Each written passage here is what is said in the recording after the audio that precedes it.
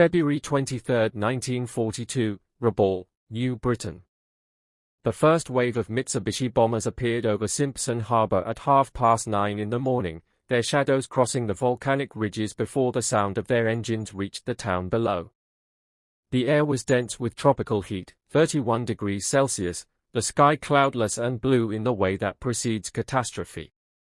Australian defenders of the 222nd Battalion dug into positions along the coastal road, counted more than 100 aircraft, fighters, bombers, reconnaissance planes, circling in formation before descending.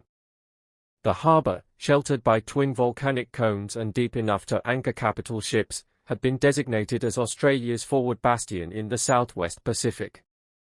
By nightfall, it would belong to Japan. By war's end, it would become a graveyard for the men ordered to hold it, and later, for those ordered never to leave. Rabaul's strategic value was immediately apparent to both sides. The town sat at the northeastern tip of New Britain, commanding the sea approaches to New Guinea, the Solomon Islands, and the Coral Sea beyond.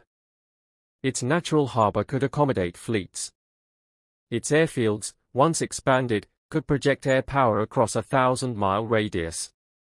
For Japan, Rabaul was the keystone of a defensive perimeter designed to shield the resource zones of the Dutch East Indies and protect the southern flank of the Greater East Asia Co-Prosperity Sphere. For the Allies, losing Rabaul meant losing the forward edge of Australia's defence and ceding control of the maritime corridors that connected the Pacific and Indian Oceans. The town was taken in 2 days. The Japanese landed 5,000 naval infantry against 1,400 Australian defenders. Resistance collapsed not from cowardice but from arithmetic. By February 25, organised defence had ceased. What followed was not occupation, it was transformation. Rabaul would become the most heavily fortified Japanese base outside the home islands, a fortress garrisoned by more than 100,000 troops, ringed by airfields, and supplied by convoys that arrived with the regularity of tides. It would also become a trap. The Japanese soldiers and naval personnel who arrived at Rabaul in the months following its capture had been conditioned to view the South Pacific as a stepping stone, a temporary frontier to be secured before advancing further. Their training emphasized offensive momentum, the seizure of territory, the projection of power. What they encountered instead was a strategic reorientation dictated by defeats elsewhere.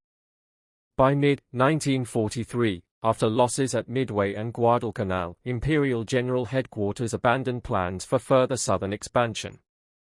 Rabaul, once envisioned as a launching point, became a defensive anchor, a place to hold, not advance from. The troops garrisoned there were ordered to fortify, to dig tunnels into the volcanic rock, to construct bunkers and artillery emplacements, to prepare for an Allied assault that strategists in Tokyo believed inevitable. They built a fortress designed to withstand invasion. The invasion never came. Instead, the Allies isolated it. War records from the Southeast Area Fleet, headquartered at Rabaul, document the slow tightening of the blockade with bureaucratic precision.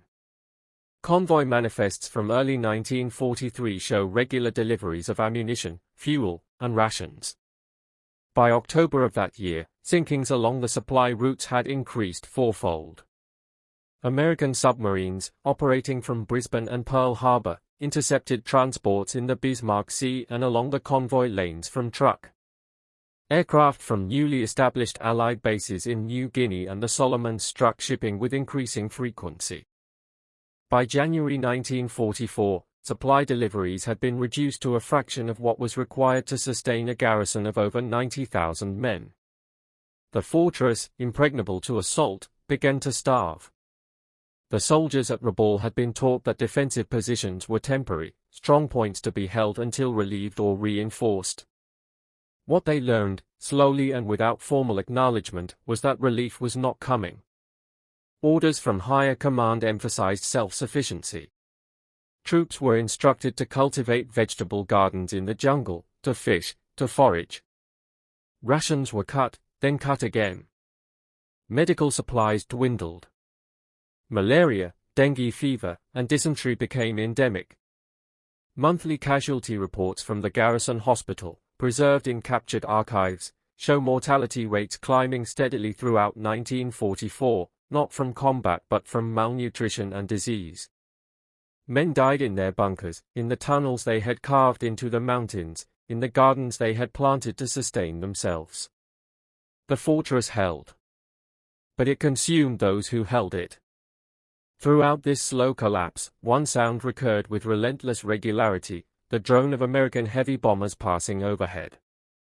B-24 Liberators, operating from airfields in New Guinea, flew raids against Rabaul almost daily, targeting the airstrips, the harbor installations, the fuel depots.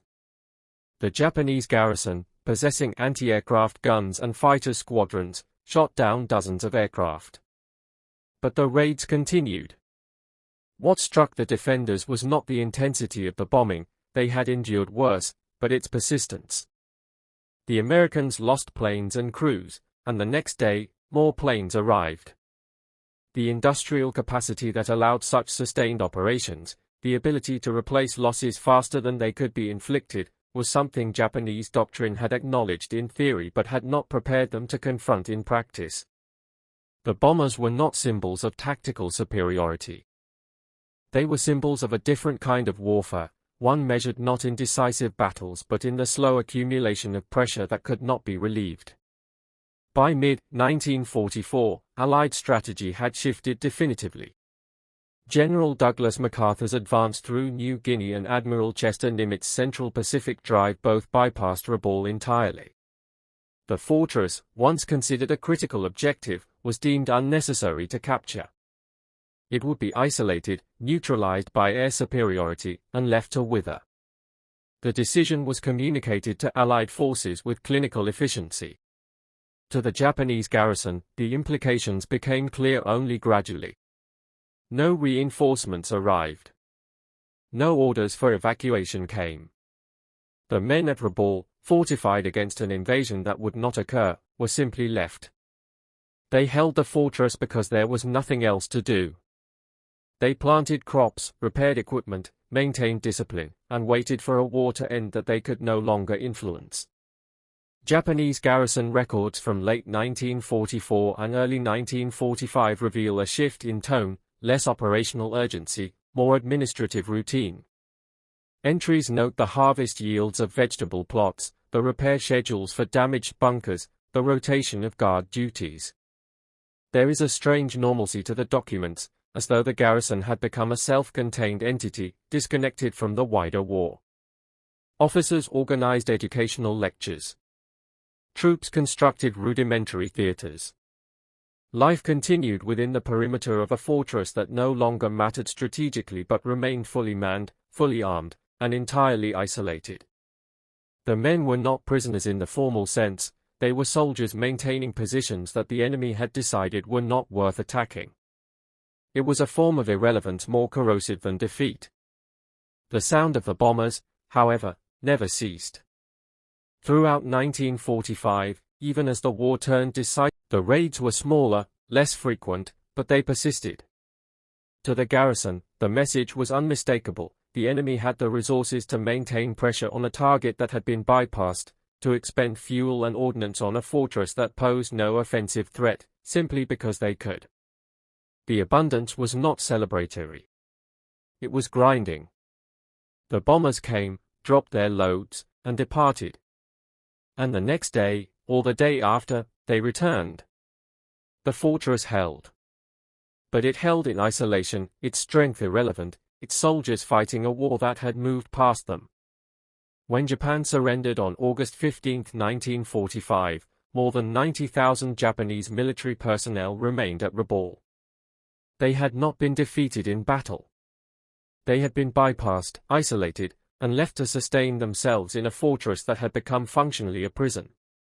Australian forces arrived in September to accept the surrender. The garrison was intact, its command structure functional, its discipline maintained. But the men were emaciated, sick, hollowed by years of isolation. They had held the fortress.